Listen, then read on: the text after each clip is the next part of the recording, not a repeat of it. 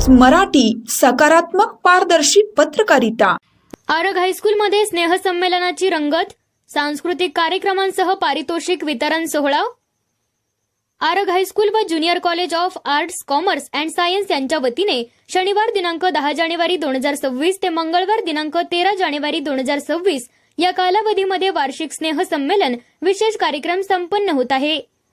यामध्ये शनिवार दिनांक 10 जानेवारी रोजी विद्यार्थी स्नेहभोजन, सोमवार दिनांक 12 रोजी वार्षिक पारितोषिक वितरण व माजी विद्यार्थी सन्मान सोहळा संपन्न होत आहे।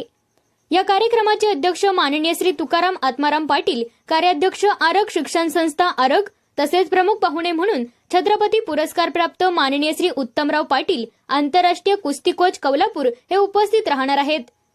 तसेच मंगळवार दिनांक 13 रोजी माननीय डॉक्टर श्री विकास सलगर साहेब, प्राचार्य जिल्हा शिक्षण व प्रशिक्षण संस्था सांगली हे प्रमुख पाहुणे म्हणून उपस्थित राहणार आहेत। त्याचप्रमाणे सोमवार 12 व मंगळवारी 13 रोजी दुपारी 2 वाजता पाऊल पडते पुढे हा विद्यार्थ्यांचा विविध गुणदर्शनाचा कार्यक्रम संपन्न होत आहे। याच अनुषंगाने आरग हायस्कूल व junior college of arts, commerce and science या संस्थेच्या वतीने आणि नियोजित कमिटीच्या वतीने सर्व विद्यार्थी पालक यांनी कार्यक्रमाला उपस्थित राहून सहकार्य करावे असे आवाहन केले आहे। SM न्यूज साठी सूरज म्हेत्रे, आरग। नमस्कार, मी निशांत जाधव सर, सांस्कृतिक विभाग प्रमुख आरग हायस्कूल आरग।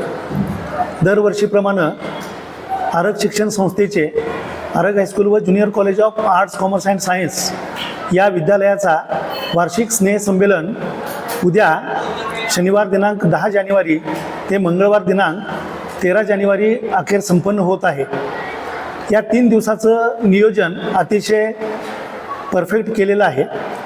उद्या शनिवारी सर्व विद्यार्थ्यांसाठी आमच्या माजी विद्यार्थ्यांनी भोजनाचं नियोजन केलेलं आहे।